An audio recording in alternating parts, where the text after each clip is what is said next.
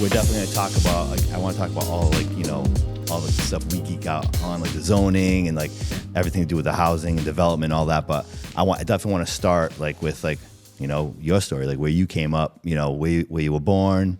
And, you know, for everyone listening, watching, is Josh Amaral from New Bedford Housing Development. Yep. You're the director of that department. So I'm the director of the city's Office of Housing and Community Development since 2022.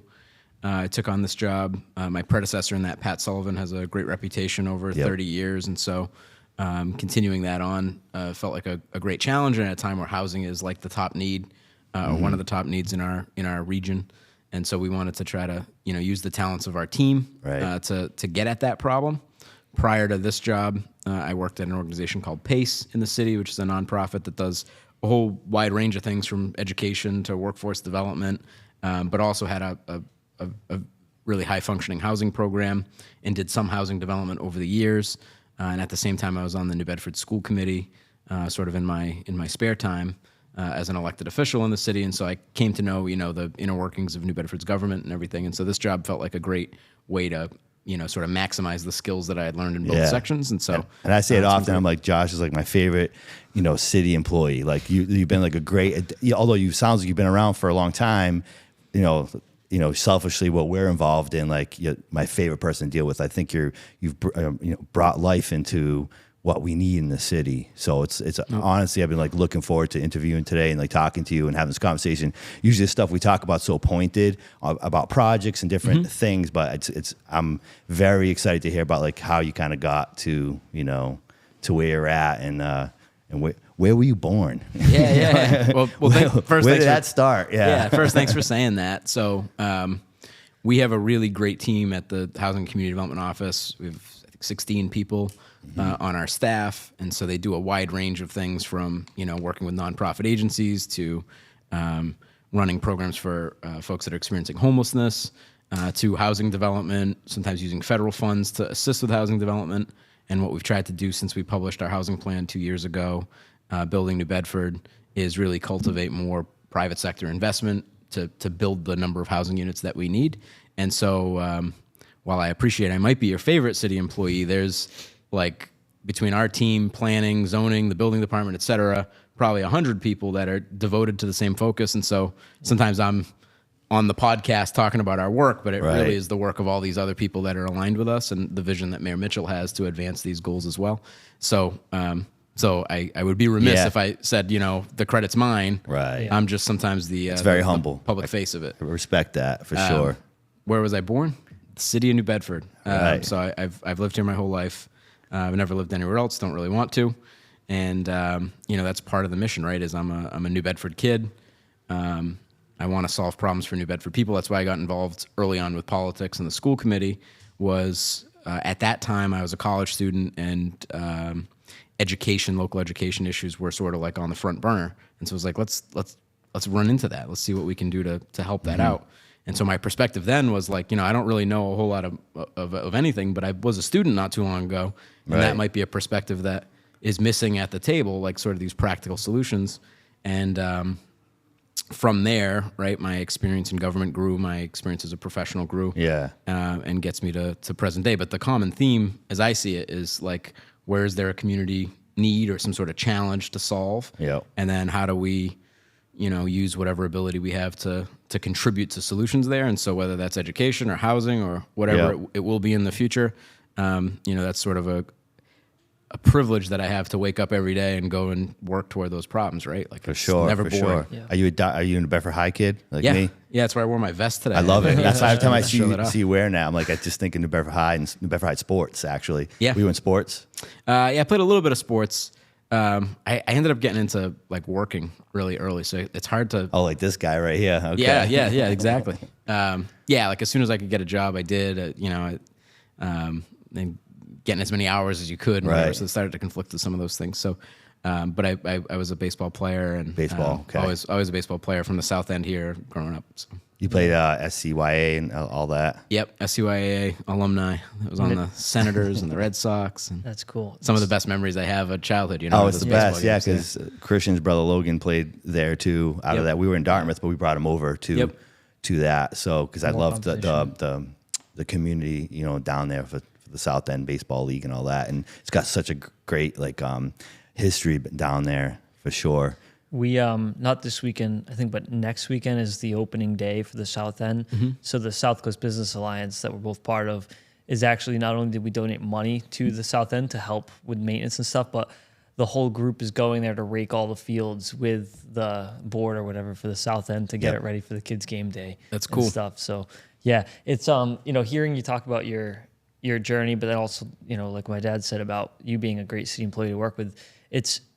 We work with a lot of different towns and cities, and it's very common that people don't like to throw out solutions. And, something that's been great, and I always refer, with other community members who I work with, refreshing with working with you in your department and the planning department, and is that you guys have solutions. And it's not just greed surrounding, how can we help New Bedford? It's, you've helped me in projects in other cities and towns because, like you've said, approaching housing isn't by a city basis. It's a regional approach, and you spending the time to send out those resources to help other towns and cities. It really shows that you're going the extra mile, and your department's going the extra mile to help that crisis at the end of the day that this region's within. Which I say all the time to Josh is like, New Bedford's got the lion's share of the housing, and they continue to find ways to bring more housing where all these communities that surround New Bedford aren't, playing part in that, which, I would hope to change that somehow. I don't think the MBTA Act is covering that, but in some of it is. But it's you've been very helpful, and I wish other towns and surrounding New Bedford would get with the program, Yeah, I think so the vision for this really starts with our mayor, right, who understands that New Bedford is the center of a geographic region. We don't necessarily connect to Boston. We don't necessarily connect to the Providence markets, right? New Bedford is the core of this market, right? Yeah. And so solutions that work for us here also work in the towns, or like as New Bedford goes, the towns go. As the towns go, New Bedford goes in some ways, right? And so if you add a housing unit in Acushnet or Dartmouth or Fairhaven or Rochester or wherever, you're effectively adding a unit to this greater New Bedford mix, and that's what we're all about. So our Building New Bedford housing plan, I think, is like 30 pages, and it's got 22 different strategies in it. But you could distill them down into build as many new housing units as you can, Right. Without causing sort of unintended consequences, right? So be thoughtful about how you do it. Right. It's not build just for the sake of building, but we see housing affordability as directly linked to housing supply. So I often use this analogy. So if you've heard me say it before, I'm sorry, but housing is a musical chairs game, right? Musical chairs is really easy to play when you have as many chairs as you have players, right? The music stops, everybody has a seat. Yep. Once you start having, in the housing market, you're adding more people to the game. Yeah. In musical chairs, you're taking away chairs, but the game gets harder and harder. It becomes a little bit more frantic to sit down and find a chair once there's like 6 chairs and 30 players, right? Right. Yeah. And so housing's kind of like that. When you have less units than you need for what we call market equilibrium, right, that equal point, then people can pay more than someone else can pay. Or a property owner might charge more than another can pay, and they'll wait a little bit longer to see if someone will give them that. Right. And in our tight market right now, where less than 2% of rental units are vacant at any given point in time, and those are just the ones sort of turning over.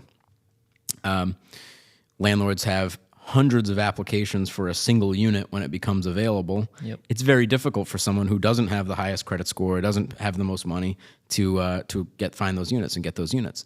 I can remember a time, not all that long ago, and most New Bedford residents can, when it was pretty easy to find an apartment. They were less than $1,000 a month.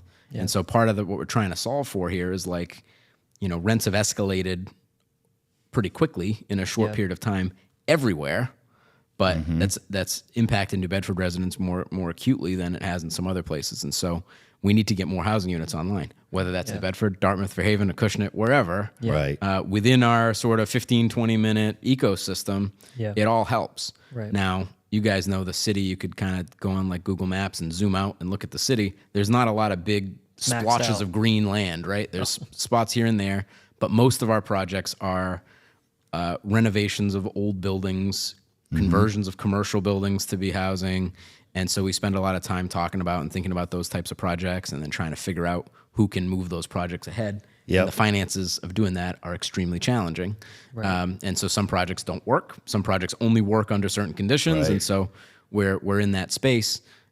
Some of the towns, and this is by no stretch unique to the towns around us. Yeah. This is everywhere. Yeah. Are just a little bit later to the game on recognizing the need for more housing. Right. And then because those towns don't have a lot of dense apartment housing or rental housing, it's a bigger adjustment or a culture change, right? To consider like what that would do to your town in terms of your school enrollment or your population or, Right. you know, what it feels like in your town pride. And so I think what we've seen in pockets and other places is that there's ways to do things that are responsible, there's ways to do it that are smart, that don't, you know, upset the apple cart too much, but still add units. And so Right.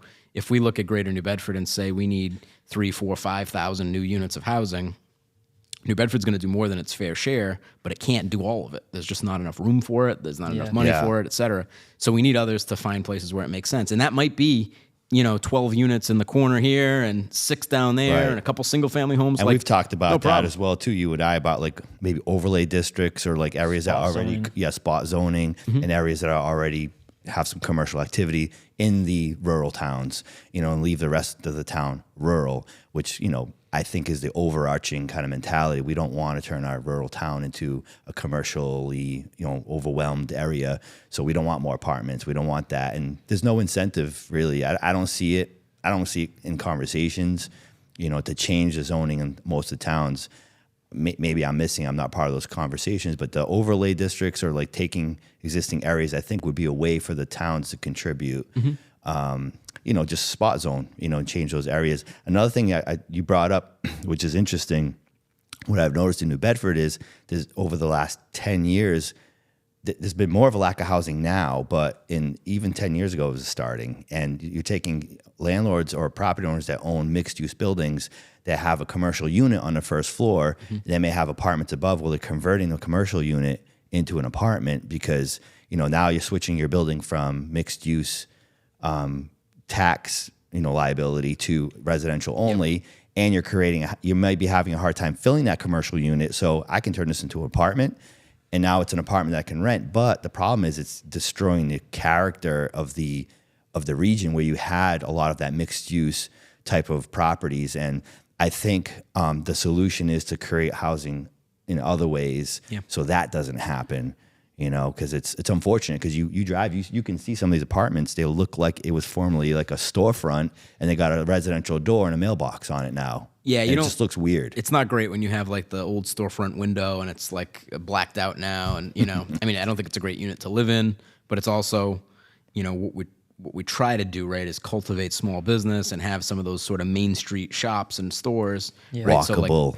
Yeah, walkable. So in our and I think that'll get more and more important as we go. But you know, downtown is very popular, right? It's popular among New Bedford residents, popular among residents in the towns around us. People come downtown, they go to the Zeiterion, they go out to dinner, they go to the shops and stuff. And you go like, well, what is it about the downtown that draws you in, right? And it's like it's this walkability, it's the variety and mix of businesses that you have there. I think you have a similar phenomenon up on Acushnet Avenue, right? So.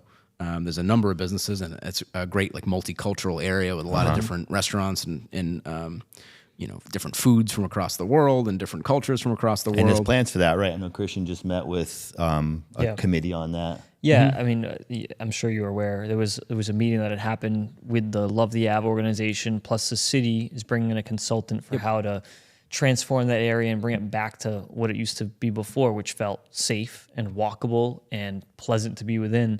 You know, and like I give huge credit to the city again for taking that initiative and trying to find ways to transform the city and improve the city, and you know, bringing in an outside consultant, and they weren't just working within their own opinions. Like, you know, there were so many citizens of all different backgrounds that got invited to that roundtable, and I was sitting on the side of the woman who runs the YMCA, as well as many other individuals who all had artists all had great input for how that area could be transformed. That neighborhood's got potential because I grew up in that area for a short period of my life when I was younger. My grandmother lived over there on Nash Road. I remember walking with her up to the avenue, to the bakeries, and like, you know, getting bread and, you know, the different, or the restaurants, and, you know, so it's there. The potential's there. Downtown is only going to get better with more units coming online. But yeah, I think there's other pockets in the city that could benefit for a similar. Yeah, one we've looked at pretty extensively is over on sort of like just north of downtown, that Purchase Street area, right? You've got the great classy common, some cool historic buildings, some cool local like storefronts and shops and stuff. And now if you go back into Bedford's history, like, several decades, that was once this booming like retail center that was arguably like part of the downtown, right? Urban renewal, some of that like Octopus intersection and stuff have kind of severed that over time. And, like it's been, we've concentrated some resources downtown, but that's a part of the city that I think we could revive. And I would say this too, whether we're talking about Cushing Avenue, Purchase Street, downtown, et cetera, the goal here is to improve the quality of life for New Bedford residents, right? Right. Of course. So sometimes I think sometimes people listen to these conversations and go like, they're trying to appeal to the Boston people, like this is for them. We want jobs for New Bedford residents. We want affordable housing for New Bedford residents, places people can afford. We want people to get ahead in life. We want people that are retired here to enjoy their quality of life. We want everybody to enjoy their quality of life in the city. We want it to be a safe place. We want it to look great. We want it to be this special place, right? And that's for the residents here and our pride. So when you tell me that there's great turnout at an event where you ask people to come together and offer their opinions on stuff, that's really the goal of it. Yeah. Right. Now, inevitably, right, other people will come and like it too. Just like we all travel around and go to other places and say, oh, this is a cool place. And, I want to check out the museums and shops and all that. So that's great because it helps provide jobs for people. But the goal is to make New Bedford, all it can be and then some. So the best feeling places I've traveled to have that mixture. They have the commercial, the retail, the living units. They have a lot, and just mixed use. And that's where it thrives. That's where people gravitate to those areas. And it's definitely important that New Bedford is going about it in the way that they are because, most landlords, like you kind of brought it before, they're checking credit, they're checking income. And if New Bedford wasn't doing what they were to create more housing, most landlords are going to be looking at applicants of those coming from Boston and those from outside areas, maybe with higher incomes, higher credit scores, because they have such a wide array of people to choose from when they publish one apartment that they're always going to go with the strongest applicant. What I did with my build, so I bought a building that was just all the apartments needed to be turned over, and it was a conversion. And I felt like I had hit every single roadblock along the way to bring that building to fruition. So I felt I owed it to the world to give back in some sort of way. So my first tenant, because I was in the position to be able to afford to do this, is I took a chance on her. She was someone that had filed bankruptcy 2 years before, so I knew her credit score was going to be terrible. And she was coming out of an abusive marriage.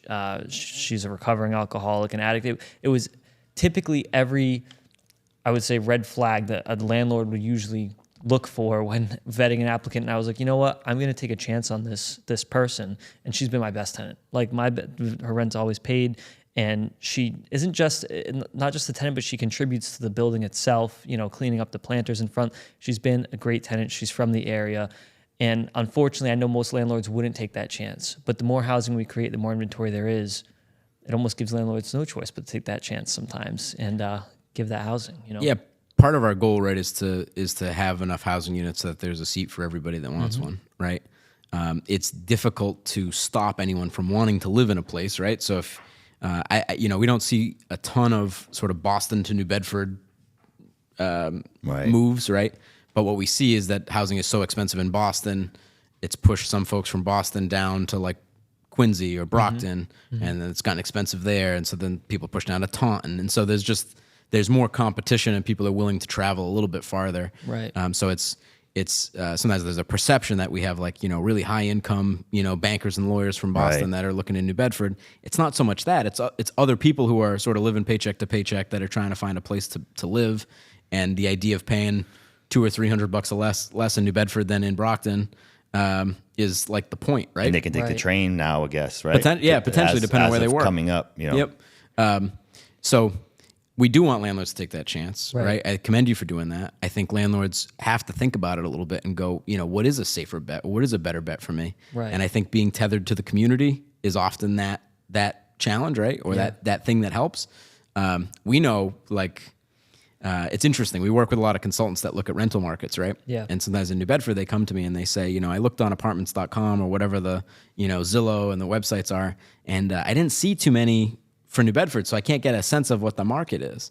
I said, well, yeah, those tools aren't really used a lot here for renting apartments. Yeah. There's not like a big like listing place, right? You have like Facebook groups where apartments are kind of marketed, but by and large, a lot of apartments are filled through word of mouth, right? I used to do Craigslist. That's how my apartments when I didn't have the property management in place. Yep. You know. Yeah, so a lot of it's word of mouth. It's like, you know, my cousin's uncle has a place and he's going to rent for probably less than he could get from somebody else in exchange for this person who he knows, and he knows their family, and there's a greater level of comfort. And so when you look at that out of town person, they might be willing to pay a little bit more potentially, but you know, do you know them? Are they connected to the place? Might they just up and leave and go back? Maybe. Right. I mean, it worked out for Christian. It could have went horribly too. So, I mean, he knows owning units. We've owned units for many years now. We've had nightmare tenants, you know, where it's cost thousands, $5,000 to evict somebody that's a, you know, problem, like a problem, you know, and putting us on a problem property list that the mayor actually created. You know, we made it there, you know, close to it at one point, you know, and it's like nothing that we did. You know, we were doing everything to get people out and, you know, police it. And, you know, there's only so much you can do. So we know the nightmare side of it for sure too. You're never going to get rid of those type of tenants. You know, they're always going to be around, you know, unfortunately. And they're always going to need a place to live. They're always going to need a place to live, right? Resources to grow. Yeah, and maybe that's just a pit stop in their life. They're not always going to be in that low place, you know. But you know, it's interesting, and like you said, like this, you know, having these conversations, you know, people know us as builders, developers. You know, it's not just about, you know, money and greed. It's about I do too want to create, you know, these synergistic, you know, areas where people can live and work that I see thriving in other areas of the world, you know, and I know we can do it here, and we're getting closer and closer every day. And it's, you know, it's been stagnant for a lot of years, but finally starting to see the units come online downtown, and, you know, projects in the pipeline coming through. Like, you know, I see, is it New Bedford Economist on Facebook? He posts some stuff once in a while. Yeah. You know, it's good to see different projects coming down the pipeline, stuff that we have as well too. Yeah, and you're a big part of that for sure. You know? There's a lot of good stuff happening. And, you know, we see some of the rental units on the other side too, right? Part of our work is, you know, helping folks that have been experiencing homelessness, you know, rebound from that, get back on their feet, live in a housing unit, you know, independently or with case management, and kind of move on. And so we know how hard it can be also to make that case, right? For sure. Hey, let's use this unit this way, rent it to this person or rent it to this agency. And, you know, landlords are going like, I could list this and get hundreds of applications. I could do this. It's sort of a leap of faith at times. And it goes down to the quality of those service providers and stuff. So we need that too. We need housing at all levels, right? We need, you know, lower income units for families, for seniors, et cetera. You need sort of that moderate workforce style housing for people who are working really hard, but maybe not making as much as they probably deserve to make. Then you need some other stuff too. You need units that are higher end, right? Too. So you have people who are young working professionals who can have the unit that they want to stay in the area. And what we see sometimes, right, is that those guys are renting 1,100 square foot double parlor apartments with 3 bedrooms that are better left for a family that needs a place. Right. So yeah, move them into the mill loft apartments or whatever. That's great. You know, get them out of there, free that unit up for a family, and add unit supply there. So we're trying to do it at all levels. We have a lot of units coming on. I mean, you guys I know are interested in, you know, larger development projects and getting into, you know, the world of, you know, bigger multifamily projects. Yeah. And I'm curious to hear your sort of perceptions of that, or what that's been like to sort of look at those projects. So jumping from the sort of triple decker style into whether it's office conversions and you know, renovations of historic buildings and things like that. What does that feel like? Yeah, I mean for us, it's like you got us the baby steps. You know, the first building I ever bought was a 6-family. So to people in my circle, like, wow, that's a lot of apartments, you know, for your first one. So, but you know, that it made sense for me at that point, and I could do it, and I was able to make that move. But, you know, but then actually, as I started doing that, was about 9 years ago. Now it's like the availability of units to purchase as an investor is dwindled to, and the ones that are available are overpriced. So there's no room to essentially run the business, right? It's maybe if you're owner occupied, you want to move into a 3-family. You know, you see some of these 3 families for, what are we talking about, 700,000. Yeah. In some cases, it's like, all right, you can live in it. But, you know, for us to kind of transition, you know, we got, you know, cut our teeth on like the smaller stuff. But we've tried to do, what was it, 35 units in New Bedford some time back, and just the numbers didn't work with the land acquisition costs and then what the area would give us for rent per unit. We weren't really hip to the you know, grants and all the different money that's out there at the time. We started to kind of learn about it, but by that time we kind of got hip to it. That deal fell apart. So since then, you know, anything on that scale, we really haven't kind of had the opportunity. And I think, you know, there's obviously a big difference between simply multifamily investing, those are already pre-established buildings, and then taking the chance on a construction project for larger amounts of units. We can look at a building, let's say a 4-family that's listed for $600,000. We can run the numbers on that very easily and almost guarantee or get pretty close to what our monthly profit's going to be. It's pretty clear. When we're talking construction development for 6, 10, 12, 14 units, it starts to get more tricky because you might think it's going to cost A, but then it ends up costing B, C, D. It ends up costing way more than expected, or in times less, or things can just fluctuate drastically. And then also the amounts that you can charge in rent, you know, you can't really get the clearest picture sometimes. So it's definitely more of a chance, and there's a lot more that goes into it. There's It's more expensive too. Yeah, because every single new construction multifamily we've looked at and we've priced, the cost per unit is more expensive than buying existing units. True. Right. So we've always kind of like keep getting bumped back to, the prices are high out there, but it's still cheaper to buy existing buildings, even if they're in disrepair. Yeah. And, you know, there's a lot more soft costs up front, and there's just more gamble in that sense before you can even hopefully get those projects off the ground. So they're two very different beasts that, you know, have their own benefits. The soft cost, that's a great point, because it's like you're investing. I know some, I'm not going to name the projects, but downtown that I spoke to the developer, he says, I'm $950,000 into soft costs and I don't have a building permit yet. That's $1 million before you even know if you can actually, you know, get off the ground, put a shovel in the ground. It's important to talk about this stuff publicly, in part because I think it gets at, I think the sort of the average person's understanding of what goes into a housing development and sort of the economics involved in that is not really close to accurate in New Bedford. No. It might be from another point in time or another area, right? So there are things that we say, you know, on sort of the national political stage about, you know, rich developers and, you know, making tons and tons of money on these projects. Here, I think, as you've pointed out, it's often hard to even get them to be profitable at all, right? At all. Never mind, like, you know, making a bunch of money. It's like, can I guarantee I'm not going to lose money on this? And I think where you guys have had a little bit more vision and foresight than some is saying, you know, I don't necessarily need to make much money today. The point is I'm invested in this area. And so 20 years from now, 30 years from now, 50 years from now, I'll still have this building. Right. And, you know, the maintenance costs and the ability to manage sort of a 35-unit one-stop building is a lot better than owning 8 6-family houses or whatever, you know. True. In this case, 4 6-family houses. Yeah. To make that all work, right? So, the math is really important because it holds back a lot of the housing units we need, right? Yeah. So the housing units will only get built if there's a financial incentive for anybody to build them. Right. And the construction costs are relatively high, acquisition costs are high, the risks to the developer are high because you do have to put out money on architects and on soft costs and lawyers and accountants and things like that to get things rolling. And there's no guarantee that you'll move forward. Two things we've seen, like there's been deals that I've looked at that even if they gave me the land for free, it wouldn't make sense. So that says everything, right? We've had deals that we've looked at that the only way it works is if we get, you know, grants or, you know, mass development money or, you know, local funding. So that just tells me sometimes that, you know, the game is a little broken, you know, that if you have to involve all these attributes to make something work, it's like, what's wrong with it? Right? Most of our projects require some of that stuff, right?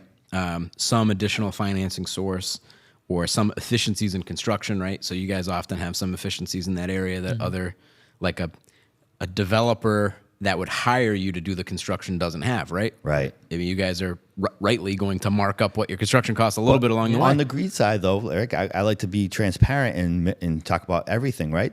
That developer, too, will probably take a 5% developer fee. Sure. Right? Yeah. And they should, right? Yep. Because they're gambling their money up front on the soft costs, but not only is developer taking a fee, the general contractor is going to get a fee, architect, of course. Mm-hmm. Yeah.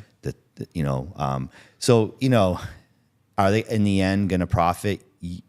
Yes, or maybe not. But, some of these developers to do larger projects, they've worked their way up to that. So their risk is a lot less than someone like us ourselves, where we have, we're kind of, we have smaller, we've had smaller steps to get to where we are. So it's a lot more dangerous. Yeah. So here's one of our goals, right? One of the things that we want to do here is maximize our use of the grants and programs that are available, right? Yeah. So we want to differentiate ourselves from other communities. We're all competing, right? In a sense, and maybe not community versus community. It's like individual project versus individual project. Right. But we want to make sure that New Bedford is getting its fair share and then some, frankly, to support these projects because we need them to. Right. The rents here are also among the lowest in the state, right?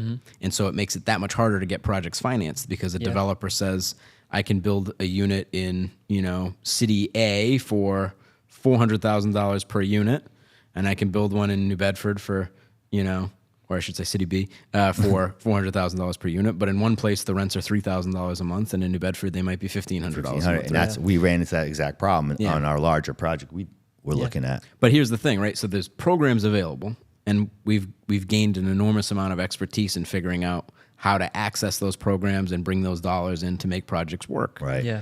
The challenge for us is often how to get the right amount to each project so that they can proceed. Now, folks often want as much as they can get, right?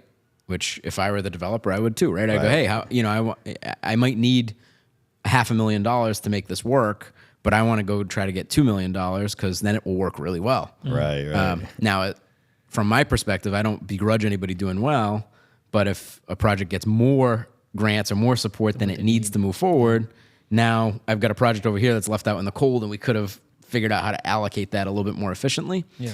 And in the long run, I think all those projects will get built, but it's just a matter of time. Right. So some of those downtown projects have been like labors of love for 7 or 8 years, from like the initial conversation or initial site control to cutting the ribbon and people moving in. Because they've used complicated subsidy programs like low-income housing tax credits, right?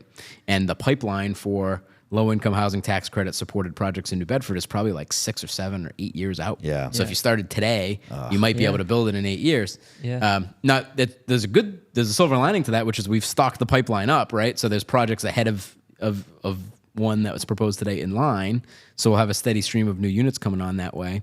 And then we've done well with HDIP in recent months, which is another housing subsidy. You cited mass development, mass housing, et cetera. There's a lot of them out there. So, but the timeline is just like, we know how fast we can build something, and to think that it takes that many years to to get something going is like, it's just discerning.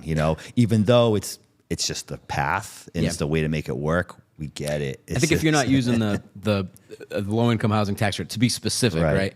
Then everything can happen much faster. Right. Which is kind of our approach, right? Like we kind of lean towards private as much as possible, right? And hey, if we can get some funding along the way, great. If it doesn't, it's not going to kill the project, essentially. Yeah. If it works privately without those funds, that's the ideal scenario. And we'll still offer Section 8. We'll still offer low-income tenants opportunities. And we didn't have to, well, we do anyways, but like as far as like when you use some of those funding sources, they say, well, you have to have so many low income units and all that. It's like we're going to do that either way, with our private money, but and it's going to get built faster, and all that. Yeah. But as a country, there's a lot of talk. There's a couple books that have come out recently on this like theory of abundance, right? Like the answer is just build it all, right? And I think.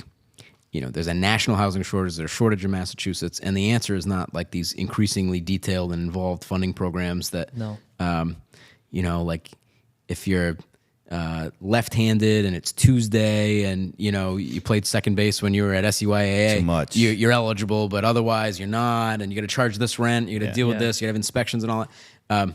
The more rules and things like that you layer on I'm a these less things, regulation guy, right? it It's just like, makes it more complicated. Let's just get So going. The key is make it simple. Put the resources in the hands of the people that can do things quick. Right. Get units online. Like we have a crisis, right? Sometimes I feel like we don't take that seriously. Rhode Island calls it a crisis. I mean, Yeah. at least the news station advertised it as Rhode Island has a housing crisis. Same, Massachusetts as well. And Massachusetts does as well too, in my opinion, in our opinion. And I think that the replication of like the regulations and the rules and the zoning multiplied across all the towns and cities across New England is bringing us to where we are today. And I think it'll help things deregulate a little bit. I hear it. I hear it in the air, like a lot of things, deregulation. I even hear the zoning, the MBTA Act with the MBTA communities where the zoning has to become a little more relaxed in those areas.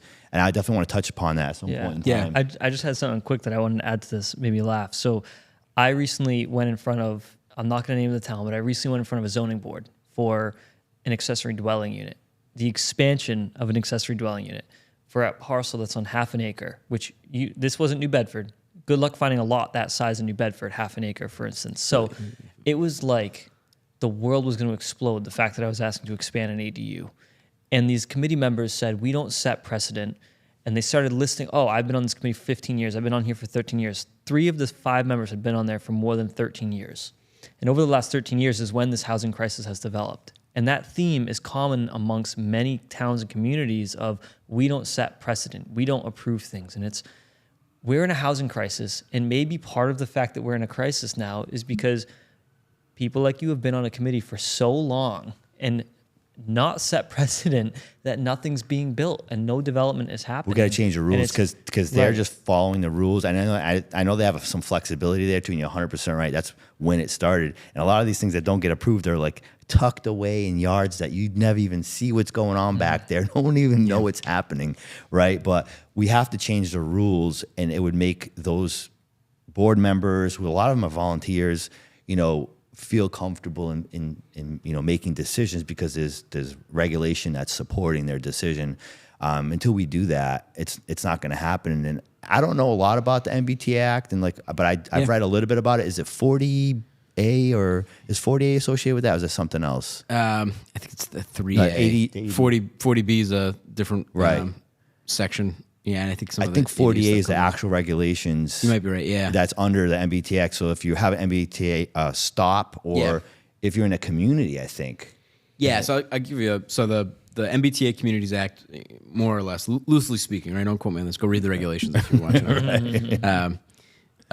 Loosely speaking, said that communities that have access to commuter rail or MBTA rail service are subject to some rules, right? So around those rail stations, the zoning needs to permit a certain level of density and needs to have relaxing of certain rules around like parking minimums and things like that. Yeah. Mm-hmm. So in New Bedford right now, citywide, there's a requirement that for every new unit of housing you create, you have 2 parking spaces.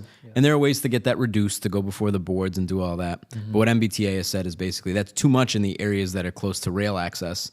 You need to come up with a different plan and reduce those numbers down by right, so a developer could come and build something with less than that. And the theory is pretty simple, right? You live within close access to transit, and so there's more likely going to be people who utilize that transit and maybe don't have cars. Now, I think New Bedford is a little further out than, say, Cambridge, right? In Cambridge, I don't know if you did a census or whatever, probably more than half their residents don't have cars. They take commuter rail. In fact, I think that's why they just passed. It was a couple weeks ago, right? Cambridge is now by no right. parking minimums. No parking. No parking minimums. Yeah, but I think it's 6 stories by right in the whole all of Cambridge throughout. And the demand to live there is huge, right? Like it's it's a sort of biotech, life sciences hub. It's right there in Boston. They've got about the same number of residents as New Bedford, I think, but sort of clustered in a tight space.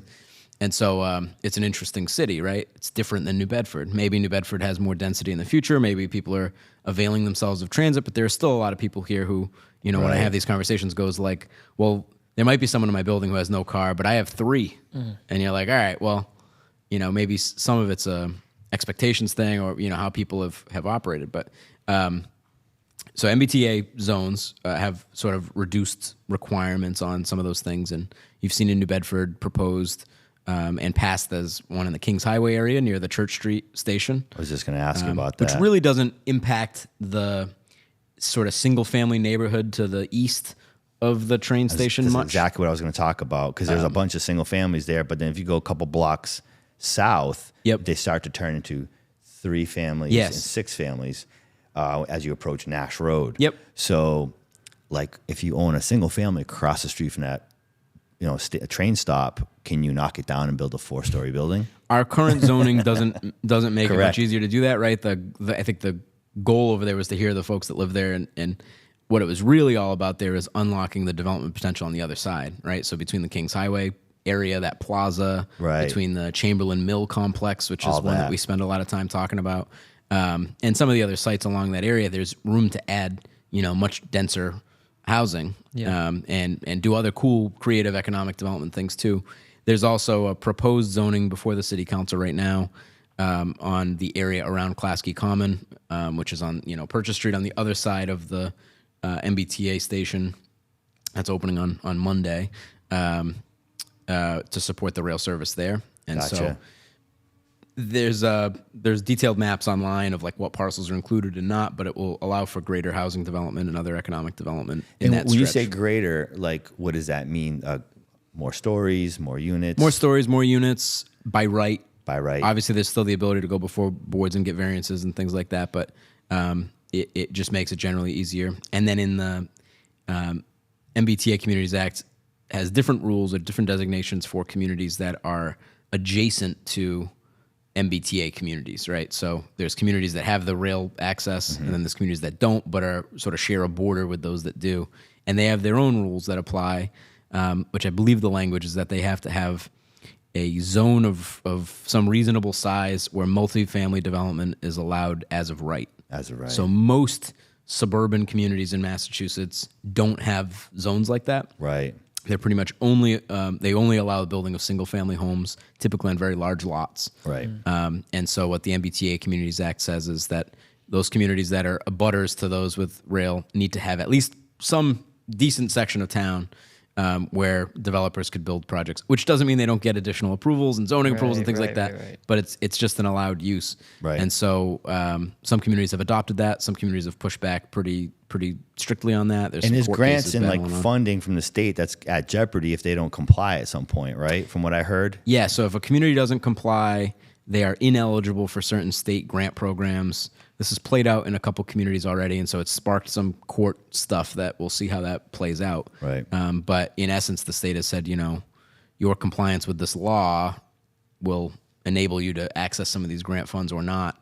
And, it's been some really unfortunate stuff, right? There's been some communities who have had public conversations about like, well, we don't need those grant programs. We'd rather get rid of the funding that support our infrastructure projects and things like that than merely allow the building. They don't even necessarily build it, but merely allow the building of it. And at the same time, zooming out, right? My entry into sort of public stuff was on the school committee member lens, right? Mm-hmm. Right. And most schools or most school districts would say that their lifeblood is enrollment, right? The more kids going to school, the better.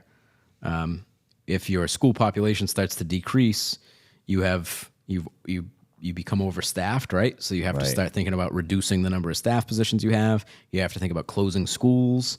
There's a lot of these considerations, right? Never mind like the future, like I love stuff like that. I'm a population simpleton. decline. Yeah, I'm a simpleton. I like simple things like that. That's just a telltale sign, right? Yeah. It's like, It's happening in Dartmouth. The population's aging and school admissions going down. So historically, one of the reasons that, and I don't say this specific to Dartmouth, but historically, one of the reasons that suburban communities have been reluctant to build new multifamily housing is because they perceive that a lot of families will move to town, and then those kids are going to go to school, and they're going to cause their enrollment to go up, and they're not going to be able to cope with that because they're going to have to hire more teachers, but they might run out of space in their schools.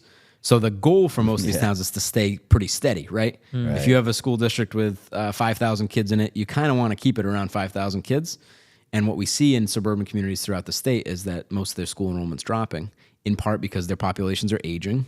right. And aging in place, right? So, people's kids grow up, they go to college, they get jobs, they move away from the community. they can't afford to come back to the community because Right. all you have are $1 million single family home. Yeah, exactly. And so you end up with a town where the average age is like 60 plus, and not a whole lot of kids are going to school, and not a whole lot of young families are moving into town, and so school enrollment dwindles, and then that becomes a new problem, right? You have to consider closing schools, you have to consider laying off teachers. Some of those teachers, by the way, are town residents, like long-term residents and voters and stuff, and so I think there might have been an argument 10 years ago for like, hey, we got to carefully consider the economics of this new 25 unit development for families in town because that might hurt us here. I think it's almost the opposite now. It's like we need the 25 unit development. It's absolutely true. Yeah. Absolutely true. And by the way, we need senior housing so that some of those seniors living in 4,500 square foot houses can downsize but live in their community where they have all their friends and family. Yeah. And sell their house to a younger family trying to start. Yeah, so there's a lot of reasons why it makes sense to do. And we sort of evangelize this even though that's not really our story in New Bedford, and that's not to put pressure on anybody to do anything, but it's just to hopefully open some eyes that there's some benefits to this we stuff. got deep ties in Dartmouth, and we work in all towns around New Bedford, and obviously New Bedford. So we want to see everyone doing the right thing. We see it affecting everybody. And yeah, that's why I love the when I've been presenting these different ADUs for approval in other towns, a lot of times the theme that I'm experiencing from these boards is, we don't like the fact that the state's telling us what we have to do with our zoning. And I understand where they come from, but I really like the ADU regulations because it's allowing elderly people who maybe want to move in closer to their family to be able to care for them and age in place so that way their kids can be there for them and not have to pay in-home aides or whatever it may be while they're living in their 4,000 square foot house. It frees up those houses throughout a market, especially a market like Dartmouth or other towns that are aging. And that's why, I really think it was a good step that the state took. And I hope they build off I've that. always called it a Band-Aid. I think it's a small step in the right direction, these ADUs, but we got to stop putting the burden on like just what the way things are. The zoning, you're right. It's like it's antiquated. It was put in place to kind of stifle, what was occurring. Okay, but now there's a new problem. One of my favorite things with zoning, right? And I'm not a land use zone planning expert, right? I didn't go to school for that stuff. It's not my area of expertise. I know it insofar as it impacts my work and our goals, right? Right.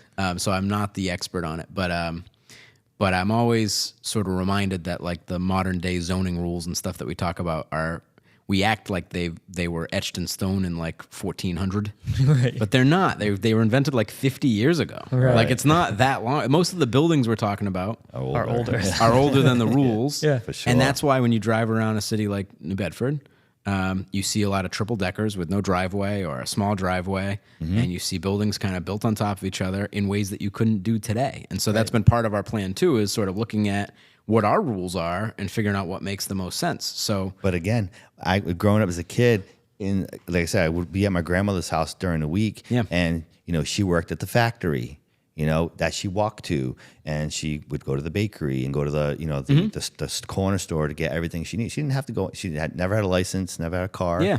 She got everything she needed right there in a walkable neighborhood. That same neighborhood now is not. You cannot walk to. You could probably go to a convenience store, but everything you're gonna get from there is not healthy. Some of it's chicken and the egg, right? Yeah. So it was probably the increased use of the automobile, right? Like in the 60s, 70s or whatever that caused some of these changes. But we reinforce some of those things when we say, any new development needs a huge parking lot and, 5 spaces for every unit, right? Yep, exactly. Like you're discouraging walkability because you're encouraging that you could, like basically walk out of your apartment and get in your car and then drive 5 miles away to the mall instead of going to the local business down the street. So, or ride a bicycle. Maybe someone would open the coffee shop next door to you. Right. I desperately wish that I live in a neighborhood of mostly single family houses in New Bedford. Right. And I wish that there was like a walkable coffee shop that I could go to or something like that in my neighborhood. Yeah. I would have to walk probably half an hour to get to something like that. It's dangerous. Let me tell you, I walk every single day sometimes to Dunkin' Donuts because it's right there, and it's a bad habit. but it's great for that local economy and for that small business. And you're right. I think it does definitely hurts those businesses when you require all that parking, because who wants to have to keep parallel parking? No Right. one. But you give a parking lot. Oh, I'll go to my car and then I'll leave. I'll come back. I feel the tension of it, right? Like I'm born and raised. I couldn't wait to get my license. I couldn't wait to get a car, right? That was like the dream, which I think is changing, by the way. Like the next generation is slower to do all that stuff, it seems. True. And I don't, something about being on a podcast brings out like the old crotchety guy in me. You know, these kids these days. Yeah, I know, right? But I think that's a trend that, I hear from others and see in some of my family members. But I don't exactly always walk the walk. Like I do take my car places that I could probably walk. I don't park in the parking garage as often as I probably should, and I'll circle the block to find a space or whatever, And so there are some updated habits that I could probably have. But at the same time, I love working downtown. Like the prospect of not having an office downtown, Right. and spending my workday. Like I can't just go out and take a half-hour walk and stop in at Green Bean and see someone else walking down the street. There's a social factor to it too, to having people cluster together. So there's really a lot of reasons why it's important to have like. I talk about New York. I talk about New York City a lot, and look at that. Like you got thousands of units above, and you have like corner stores and like markets and restaurants, and you don't have big like Home Depot or like Kings Highway plazas there. You have, but for some that works. It still works, and it's a very modern city. It's a very ahead of its time essentially in some ways, but they're still running off of some old school ways with the neighborhoods. And so I think sometimes you don't have to change things. It's like if it's not broke, don't fix it, right? It's like I think zoning screwed up a lot of stuff. Some of the things that was working already, especially in New Bedford for sure. Well, we were talking about. Go ahead. I'll leave. I was just gonna say, one of the things I love about New Bedford is that it's got a lot of different flavors, right? So if you want to live downtown, you can live downtown. If you want to live, around the beaches, right, which is like something only a small fraction of people in the world get to do, live near the water, you can. If you want to live in a part of the city that feels more suburban, like where I grew up, you can. There's opportunity for larger lots and single family homes and cul-de-sacs with the kids playing and all that, right? If that's what you're into, and it's important that we offer that kind of diversity in housing stock and quality of life experience. So that's what's great about New Bedford, right? Love where you live, right? Yeah. And that's one of the great things about the city for sure. Yeah. I was just going to say, I think one of the other things too that gets lost, especially, I don't know what necessarily causes it, but there's not much community in community anymore. Like back in the day when we had that meeting regarding the North End and the Ave and stuff, they were talking about the fact that you used to know every shop owner. You used to know your neighbors. Everyone talked to each other and interacted with each other. And that doesn't happen anymore. I'm blessed to live in a great part of downtown where I'm very close to all my butters and we all share a park and no one talks to each other. No one talks to each other. And so like a dream that I had and I'm trying to pursue is to try to purchase as many buildings in my vicinity as possible to then have a block party in the Abolition Row Park. This guy wants to throw a block party.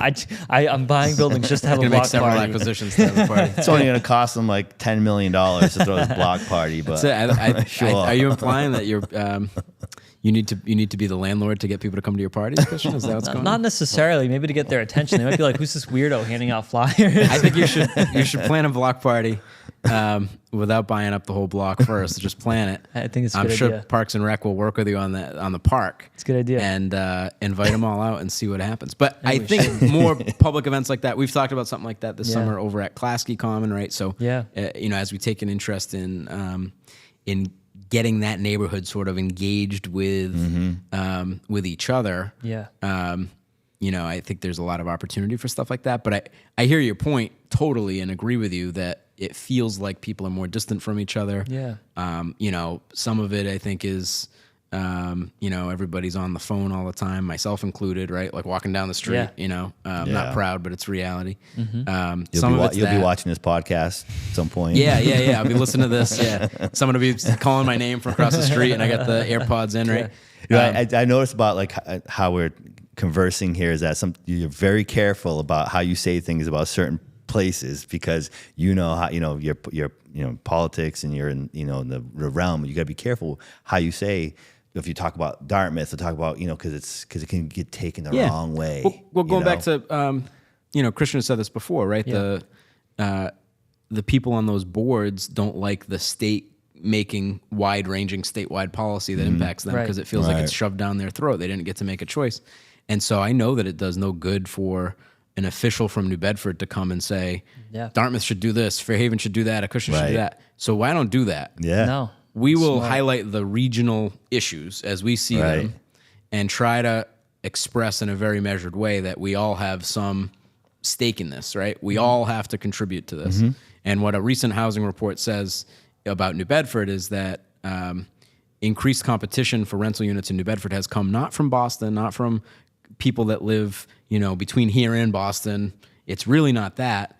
It's increased pressure from people from the towns around us who can't afford to live in those towns and instead find themselves looking for a rental unit. Yeah. And there are very few rental units in the towns, and so they find themselves looking for a rental unit in New Bedford. Yeah. And so For sure. there's a demand for that.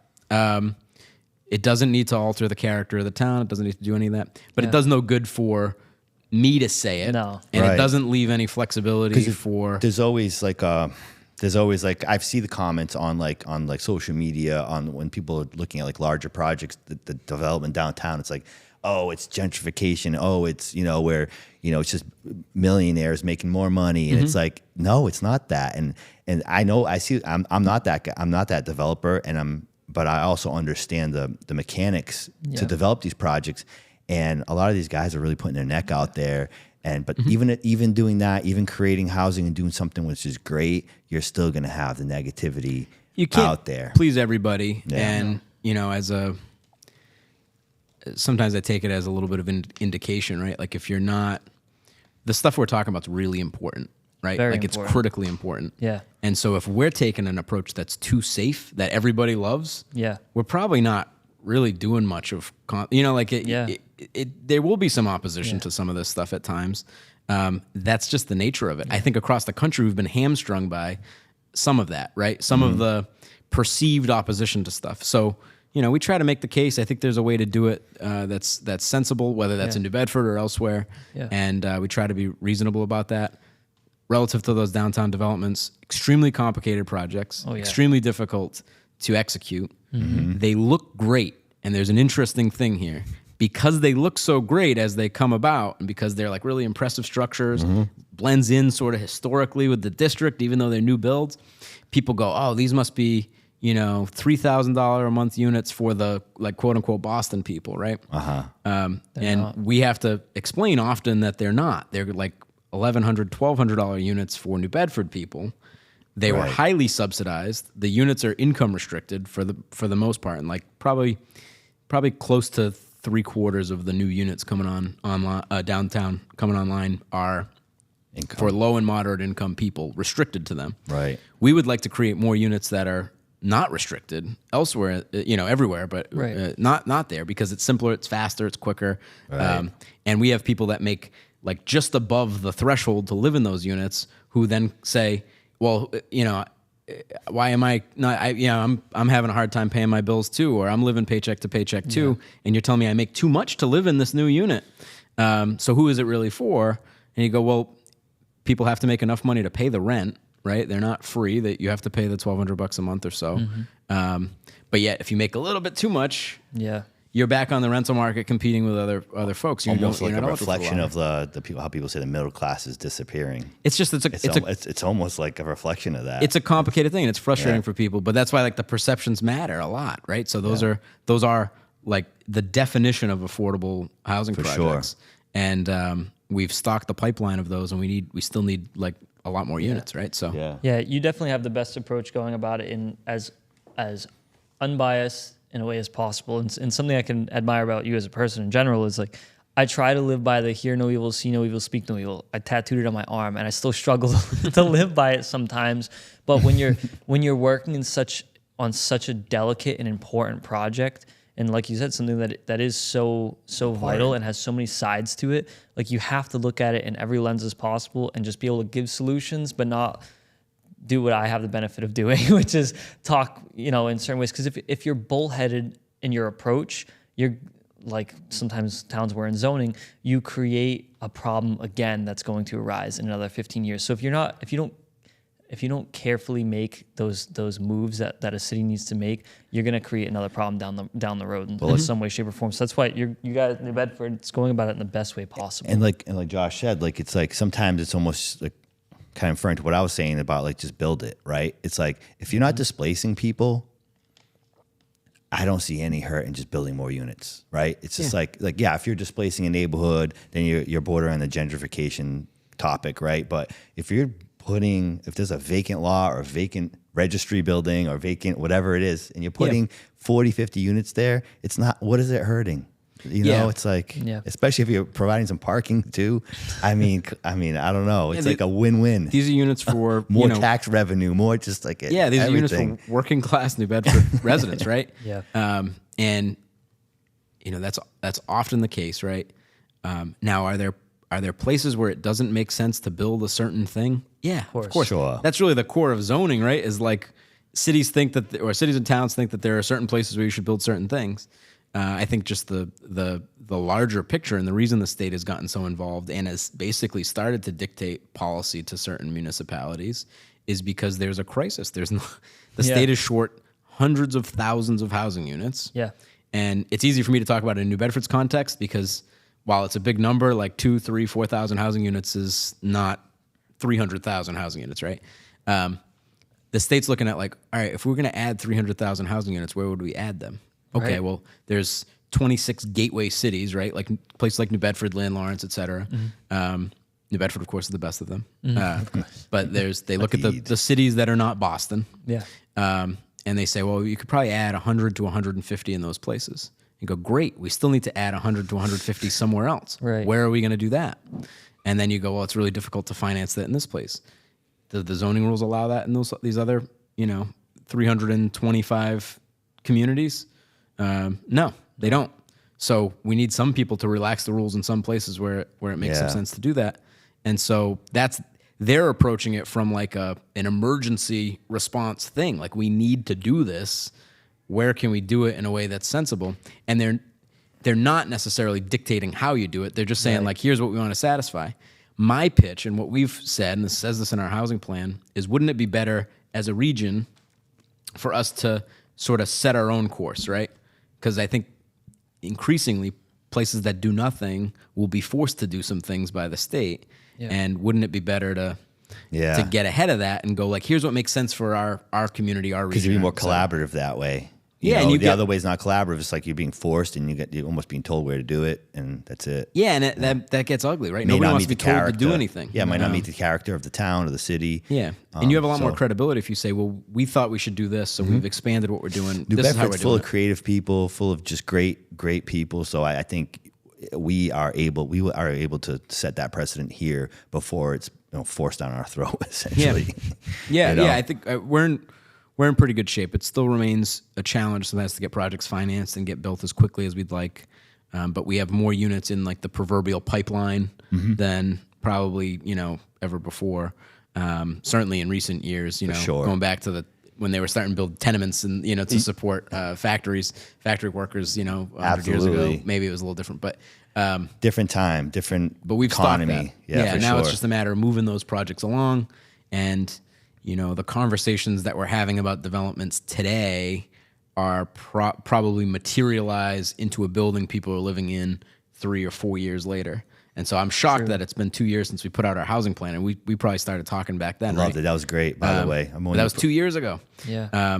And so we have a lot of new stuff in the hopper, but aside from the buildings that were in place before we put that plan together, there's not much opening up. Smaller wins here and there, but the bigger developments take more time in the oven. So we continue to do that. We talked about like small businesses. We talked about cars, and cars need tires. I know someone that sells tires in the area, someone close to you, right? Jim Amaral? Yeah, he's my great uncle, yeah. Your great uncle. Yeah. So I noticed you had posted about him. He owns Dartmouth Tire. Yeah. He's been in business for 65 years. Yeah, it's a Standard Times piece today on that, yeah. He's still working. Yeah. You go in there, you see him. We get our tires there, and I've been going there, and since I've been driving, and he's been there. Yeah. it's very admirable to see that. I drive by the building and sometimes at like 5 or 6 or whatever, and I see him out there. He's like sweeping the parking lot at the end of the day. I love it. So he's a real I think I've inspiration. seen him in the gym a couple times too. Maybe, yeah, it wouldn't Yeah. shock me. But yeah, he's a great guy. He's my grandfather's brother, and he's great. He's Yeah, great. I like to. I hope kinda when I'm 87, I'm still. Well, I think the talking to you. key to that is to have a passion. Obviously he's passionate about his business, so he likes being there. Yeah. It's clear. Like if you hated it, you wouldn't be there. Well, the reaction to the Standard Times piece, I think, says it all. Like I was looking at that this morning, and there's like all these comments of people that have had positive experiences, and so I think it's pretty neat. Yeah, and we want to like encourage that with whatever direction New Bedford goes in. Is like we don't want to just have these like national brands in here. We want the Jim Amarals, and we want we want these long-term committed business owners to invest a lot. We work with Tia Maria's downtown. We work with a lot of New Bedford Tattoo, Play Play Arcade, Black Whale. Many of Albert Santos' ventures he's been involved in. Like a lot of people we've worked with like that invested millions into the city, and weren't received with a red carpet, received with roadblocks, really, and they've committed a lot to the city. We want to keep, making sure that, we're thinking about those people as we develop, As you know, right? And you guys are an example of this. When someone uses a local business and puts their money there, that money stays with local people. Yeah. When you go to the big corporate chain for this or that and, swipe your credit card at the checkout, that money's gone. Very little of it's staying here. It's paying what are often, staff that probably deserve to make more per hour at the local branch of the business, but most of it's going back up to, the corporate office, wherever that may be in the world. And so there's just a fraction of it that's staying local. So the more we can use local business, the better. Obviously businesses have to make choices, and consumers have to make decisions about what they can afford and all that. So everybody's left to their own devices. But when you can, certainly support that local business. And it also stimulates the housing production that you need too. It does. What do we have downtown? So I remember as a kid, my mother worked downtown when Purchase Street was like walkable. You couldn't drive through it, and there was, McDonald's was downtown, right downtown. And I foresee as downtown New Bedford makes that turn with more units and more, ground level retail. I think some of those national brands are going to start to see, this is maybe viable to put a location here, a Starbucks or something. Yeah. And that's when our local business owners really have to be on their A game and see what downtown New Bedford's going to become and take that gamble, like the Jessica and Ryans from Tia's and, the different businesses that have, Play Arcade and all those guys. We want to see the small local, businesses succeed and excel. And I do think that adding, a few hundred new housing units downtown will increase the number of people walking around, the number of people going to the shops, going to get their morning coffee. Yeah. And so, you might have to veer a little bit further down the street for your morning coffee, Christian. I think that's something we need to talk to you about. But I'm guilty of it too, right? I know. I see you there too. That Dunkin' Donuts gets a little sketchy sometimes, It does. It's okay. It's flavorful.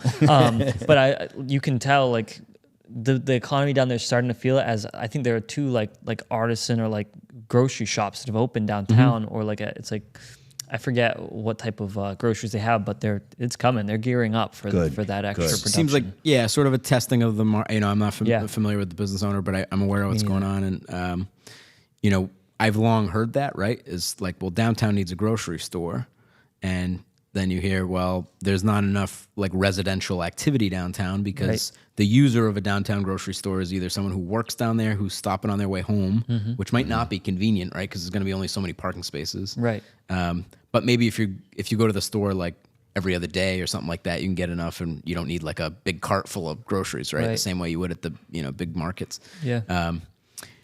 So now that we have more residential units coming online, I think there'll be more of a need for that because people will want to get their groceries there. Some of them will not have cars, right? People are going to live downtown and live that walkable lifestyle. Yeah. And maybe they'll bike places, or they'll take, Ubers and cabs and all that stuff places. So that'll be a new way of life, but it will be helpful to be able to get your, basic necessities nearby. I'm excited for New Bedford's history, or I'm excited for New Bedford's future. I love its history, and I'm excited to see how it taps into its history to create its future. And I appreciate what you guys and your department and what the city as a whole and the mayoral office and everyone's doing to make that vision, come to fruition. And there's been some changes there. Have you noticed? I know there's a lot of fear around the idea of when UMass was moving, like the Star Store location.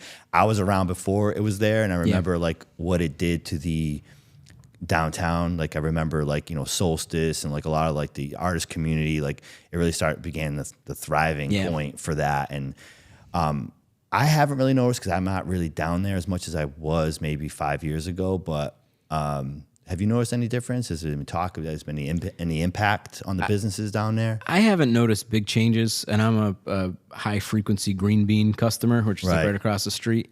I think there's an argument that cities like New Bedford benefit greatly from having that level of investment and some anchor institutions downtown like universities, hospitals, et cetera. Right. And so, it's you'd rather have it than not. My thought is personally that that it had dwindled there over the last couple of years before the closure, and so like the impacts might have been felt before we were really aware of what was going on in terms of like foot traffic and things like that. Right. Now there's so many other exciting things going on downtown that there's more foot traffic. So it's like, if this had happened in 2002, it might have been like a huge barrier. Drastic, But now I think downtown's really resilient. And so the hope is that, whatever the future of that site might be is a vibrant opportunity that will add value even beyond what it was, for the last 5, 10, 15 years. Yeah. So I watch guys like Craig, build Solstice and I'm sorry, No Problemo and, the Solstice guys. And like those guys are down there before there was really anything happening, and it's, downtown definitely came up, but then it just plateaued. It just got stagnant from that point. It was a great move, but, Jay Lanigan and a lot of other people we've discussed, it's like New Bedford's never going to move. Downtown's never going to move from the position it's in until we have more residential units down there. And now it's finally happening.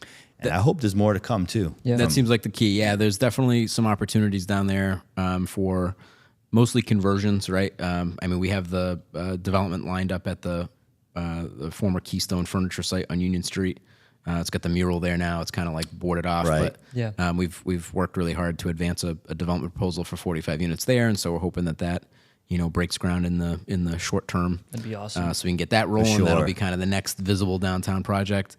There's a few others down there that are conversions, which might be kind of like more quietly done, right? Because they're inside buildings and stuff. But we have great potential for that. And so, we're working with some folks to try to advance some of those projects. Yeah, well, you always got allies with us with anything working with that. We're geeking out on the zoning. We're geeking out on all this stuff. You used to post a lot on LinkedIn, like articles you were reading, like a big, You have like a book, like a recommendation, like a book you really love. Like if you had one book you had to like. I'll give you what I'm reading right now. All right. Okay. It's called Why Nothing Works. It was recently released, like a couple weeks ago.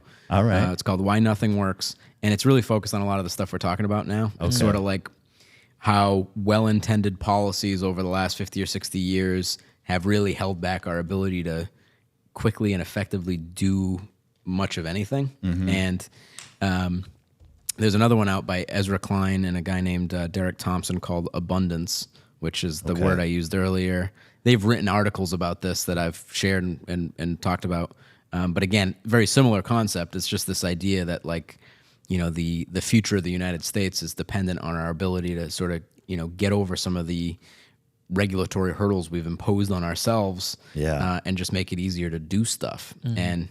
And what the first book mostly talks about is how some folks kind of hoarded power, and then they made decisions that affected lots and lots of people, maybe negatively. And so as a reaction to that, over the last several decades, we've put all kinds of safeguards and rules and stuff in place.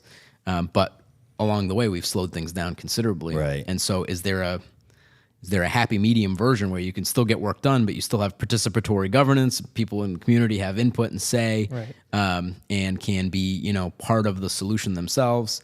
And so I think that's something we all need to work out. And I don't say that in the New Bedford context, but like the global United States context, can we figure that problem out? I watched a video about that, like something to do with United States is so regulated, and it gets in the way of like a rapid completion of anything, but it also is why we have such high standards. when it comes to like, roads and, just like anything like compared to other countries. And I can see some of that like truth there. But I feel like, okay, great. Like you have a great product, but if you're not developing enough abundance of it, it's just, what's the point? There's been there's a group called Boston Indicators that put out a report a few months ago on building code reform specific to the need to have multiple stairwells in a building of a certain size. So I think it's 12 units or so. You start to trigger this requirement for a second staircase. Okay. Which is sort of unique to the United States. So Europe and most of the rest of the world don't have that rule. And there's some silly examples of this where it's actually like the path out of the building in case of a fire is longer than it would be otherwise if you had one staircase. Yeah. And so they have some great visuals in there. I'm probably not doing it justice. Right, but gotcha. They were basically advocating for a loosening of those rules so that you could build multifamily buildings with one staircase rather than having two. And there's some other examples of things like, the rules around elevator codes. It's much more expensive to do anything with elevators in the United States than it is in other countries. Well, we just became DCAM certified, so I heard that can be very. Thank you. I heard that can be very administratively like taxing compared to like private construction projects. Sure, yeah. So building codes are crazy, and a large part of why building codes are the way they are insurance companies, and they recently redid the Massachusetts amendments to the International Building Code, and I had heard from someone who was part of those conversations that the insurance companies were trying to require single-family houses to have sprinkler systems. So, that's in turn a large part of the reason for why codes have gotten so strict, but also, unfortunately, certain tragedies that have happened that in turn was a knee-jerk reaction might have made things over strict. Yeah. So you're right. It's crazy. I say it all the time. I say that they mask insurance companies. What do they call it? Lobby, for stricter codes, but it's to protect their interests. But they mask it with public safety, and not to say it's not true. Safer is always better, but when safer is so expensive to the developer or the homeowner who wants to just build a home, I mean, it's already. We made the comparison. We're insulating a home right now. I think we're getting prices $42,000 when it used to be like what $5,000 to $8,000 to insulate a home. So because the energy codes that are lobbied by the government and by these insurance companies is driving the price up, and I think that's another thing where over-regulating hurts the economy. It hurts all that. So it makes it harder to produce multifamily housing product. Right, the construction costs are higher as a result of those rules, and now a lot of those rules are necessary. Yep. Some of them are unnecessary. It's really difficult for the sort of the uninitiated to determine this one's necessary and that one's unnecessary, what the origins are of all of them. But again, we go back to this larger thing, like the country's in a housing crisis. We need more units. Right. And there's two examples of places that have had net reductions in rent on average than, well, the rest of the country's had rent increases. Right. Austin, Texas, and Minneapolis have both had decreases. And why is that? Well, they reduced some regulation. They figured out how to build as many housing units as they could. Right. They made that feasible and viable. And so these are not necessarily income-restricted units and senior housing and all that stuff. These are just new units. And there's probably some auxiliary things happening there, too. Like maybe some people are moving there. Yep. Like a lot of people moving there. Maybe that slowed down, too, as well. So, but yeah, it's like there's very small pockets of reduction in pricing and rent costs. Yeah. And it's the places if you made a map of places with the lowest increases of rent, a chart with the lowest increases of rents, and then you made a map of the places that have built the most housing units of all kinds. It's the same map. The same one. I know Jim Amaral had a big impact on you. Is any mentor, anybody in your life that you've that's really made a big impact on you? Whether Yeah, a lot of people have contributed quite a bit to my development. A person I think of often is a guy by the name of Peter Muse, who's the president of the First Citizens Federal Credit Union. Right. And spent a lot of time with me when I was sort of younger and coming up, and unfortunately passed away a few years ago. But very few people did more to help the homeless population in New Bedford and to help sort of think through these sticky issues, than Peter did. So I think about him often, and the beautiful part of New Bedford is there are a lot of people like him, but he was a special person to me. But it's nice to have you're blessed to be around him, people. to be closer to him, and to pick up some of the things he was putting down and all that. Yeah, right? it was great. I got to know him when I was there was an event. It was probably 2015 that the local homeless service providers network put together. We've since merged that group and branded it the Bristol County Continuum of Care. But back then, that group threw an event where everybody slept outside at Normandin Middle School, and it was on like a fairly mild night, but it was just to get this experience of what it's like to spend a single night outside. It was dreadful, by the way. It was an eye-opening experience for everybody that did it, but. Got to know Peter well there, and some of the other folks that I talk to and deal with on a regular basis now. At that event, and now our office is in the sort of the catbird seat in managing our responses to homelessness and the continuum and the homeless service providers network and stuff. But some of the conversations that night spawned some really cool stuff in New Bedford, and certainly raised a lot of awareness for what was going on there. But he was a fantastic leader, and his legacy lives on. Awesome. Yeah. Awesome. That's good to hear about him. I noticed something about on your page about the first-time homebuyers program in New Bedford. Yeah. What, can you tell us a little bit about that? Absolutely. So the city had the benefit of some federal American Rescue Plan Act funds. And as we put out our housing plan, we proposed that we would create a new program for first-time homebuyers.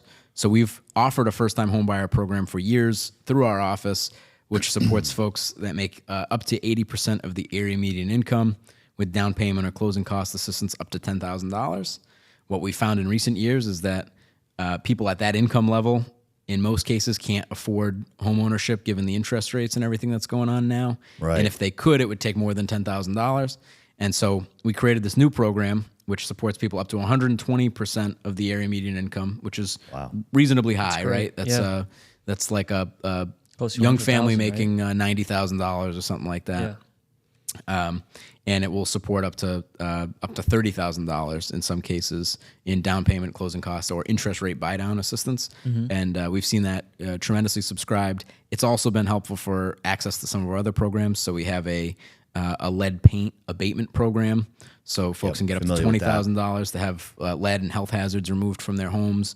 That's a program that's people don't really reach out for that until they're in some sort of crisis, right? Like they don't realize they have lead paint, or they unfortunately take their child to the doctors and they get a test back that says that they have some lead in their blood. And so that's probably an environmental issue in the home, and then they reach out to us. But New Bedford, unfortunately, has a relatively high prevalence of homes with lead-based paint. And so we have a good chunk of money to help deal with those. And so we encourage people to get in touch with us at our office, the New Bedford Office of Housing and Community Development, to learn more about that program.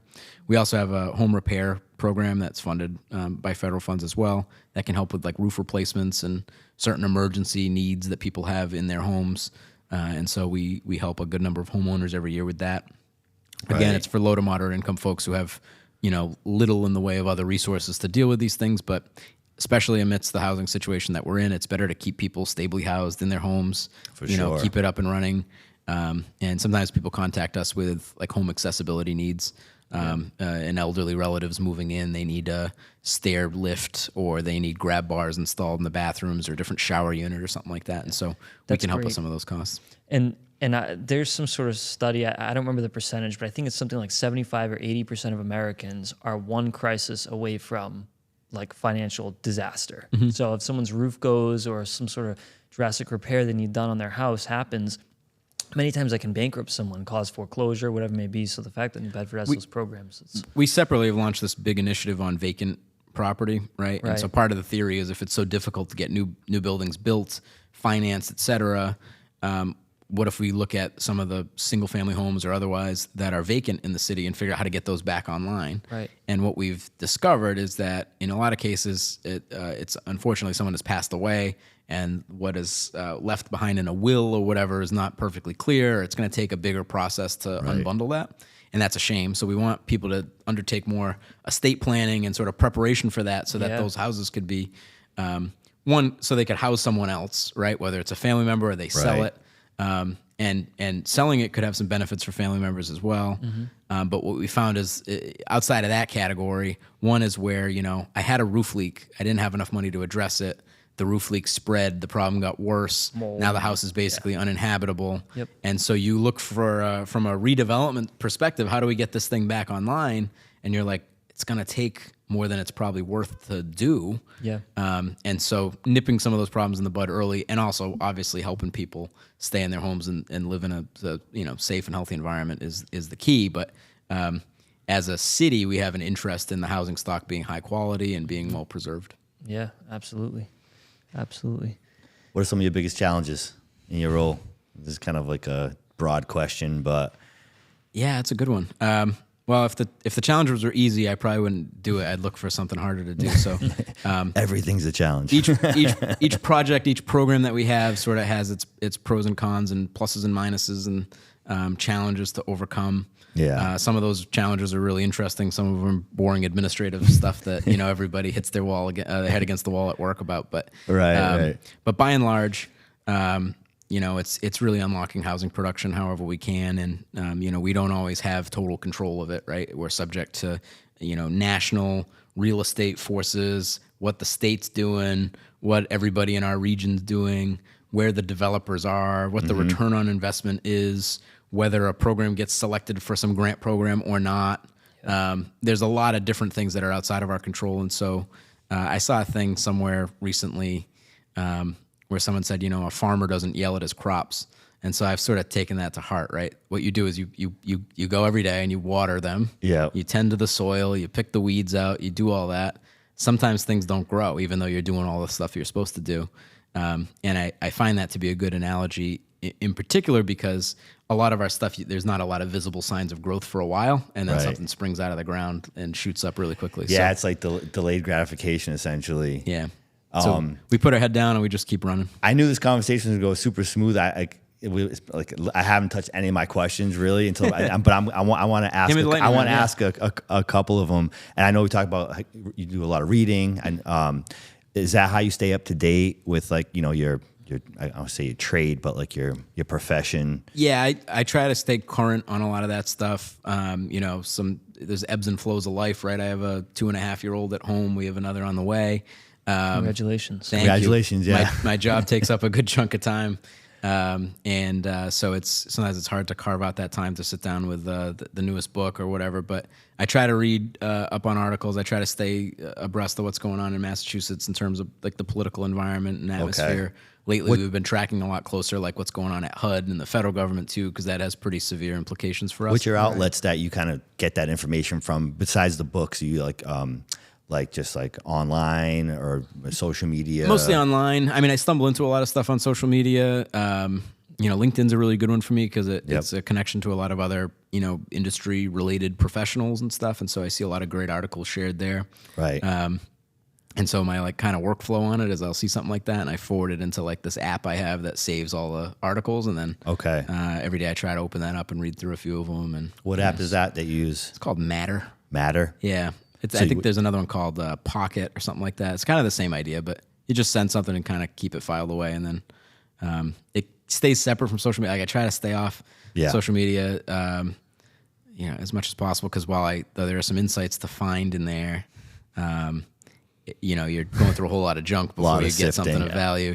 A lot of sifting for. Yeah, so I try to save that stuff. I try to read it. I try to figure out what the trends are, and that's how I can rattle off stuff like Austin, Texas, and Minneapolis are doing this, and this is working in some other place, or Rhode Island's doing this. And now you've helped me because a lot of stuff you've shared, on your LinkedIn, I've read those same articles too off of you, and it's been informative for myself. So thank you. So thank you. It's a pleasure to, it's like.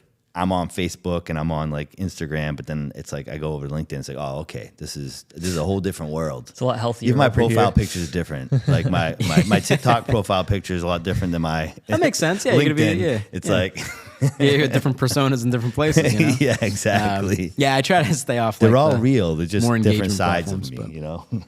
Yeah, yeah, I like that stuff. It feels more like a professional social media environment, you know, and For sure. Like what it and, used to be before algorithms and just nonsense yeah, videos. I still see, you know, a decent amount of nonsense I'm on there sure. too, but it's been great. A lot of the development projects that we have in our pipeline, or maybe not a lot of them, but some of them have spawned from like an introduction I had to somebody on there, or you know, you're not able to find someone's phone number or whatever, but you can look them up on there, and then you know you have a connection. So you can get their contact. Hey, what's your email? How do I get in touch with you? You know, what's your phone number? How can I give you a call? And that's been pretty helpful. And also, it gives a platform for us to tell the story of what's going on in New Bedford. So you know, it's near and dear to us. We know what's going on here for the most part. But people like up in Boston, or people in Providence, or a developer that did a cool project in Brockton, like not that far away, clearly has demonstrated some capacity to take on a project in an urban center. Yeah. You go like, oh, how do we get them to do something down here? You know, like, do they know what's going on down here? Yeah, right. And so it's been helpful in that sense. It's a good outlet for that, for sure. And for those people to see, like, you know, some of our success stories too, and go like, oh, I could picture myself doing that. Right. You can't go wrong. Any question you ask, it's like he's a pro. You get a hard ball? Yeah, give me something hard. He's a pro. All right. How do you integrate community needs in what you do every day? Like, how do you make sure you're looking out for the community and make sure that's incorporated into your initiatives or whatever? Yeah. So at the core of our office, right, is this thing called the Community Development Block Grant, which is a federal fund, federal source that was created about 50 years ago, and New Bedford and communities like New Bedford get this every year. So we get this allocation. Yep. It's around $2.5 million a year. We have some other programs that kind of like spawn from that. So we see about $5 million a year of federal money that comes to the city. And we're required to do this, but it's a good idea anyway. But we're required every 5 years to do what's called, very confusingly, a consolidated plan. I don't like using the first word because it just seems to add confusion, but we're required to do this planning process where we conduct focus groups and interviews and surveys, and we go to like community outreach events and things like that and engage with people and ask them what they need. And so, like, you know, we had a trifold board made up even with all the different areas, you know, parks, sidewalks, public infrastructure, housing units, homelessness, whatever, things like that, youth programs.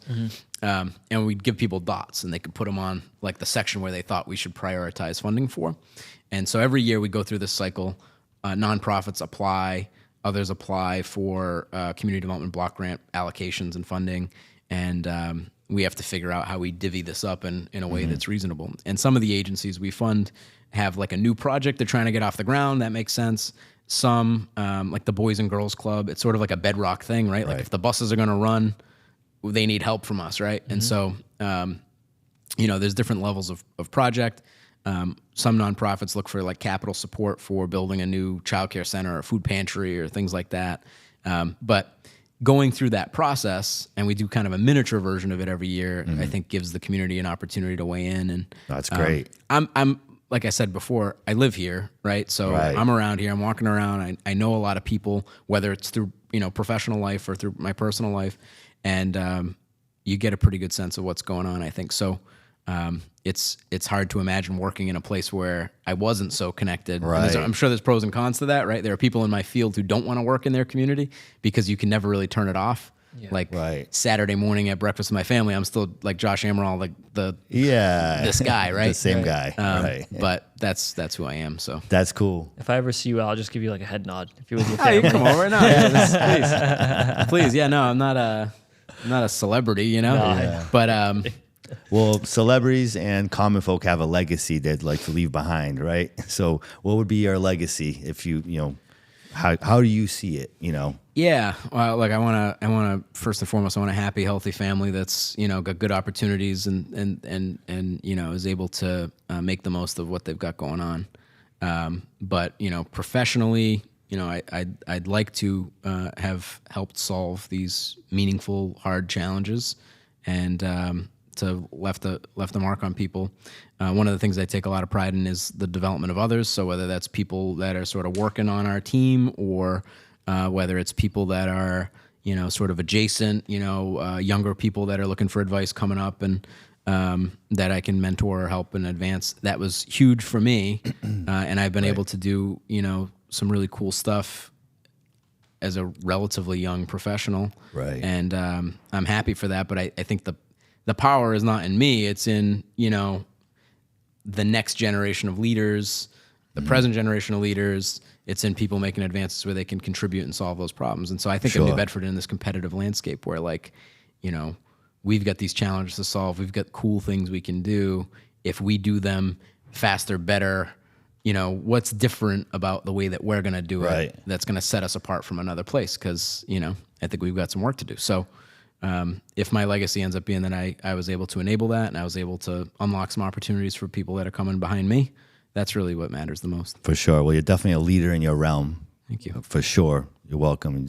You've earned it. And, you know, how do people find you? How do people find Josh and your program and your department and everything? So I encourage people to stop by our office downtown, the Office of Housing Community Development. We're happy to sit down and chat with anybody about anything. We have such a wide reach into all these different areas, whether it's housing development. You know, we spent most of our time talking about that, but as I mentioned, our core thing is running these federal programs and these housing repair programs and, you know, nonprofit stuff. The housing stuff's sort of built on top of that. Right. Stop by, learn more. We're in the midst of an office move, so we're on the corner now, but we're going to move down to the old police station in the next few weeks. So be on ground level? Yeah, we'll be on the ground level, so I want people to pop in and check it out once we're up and running over there. Cool. But beyond that, people could find us online. We're on the city's website.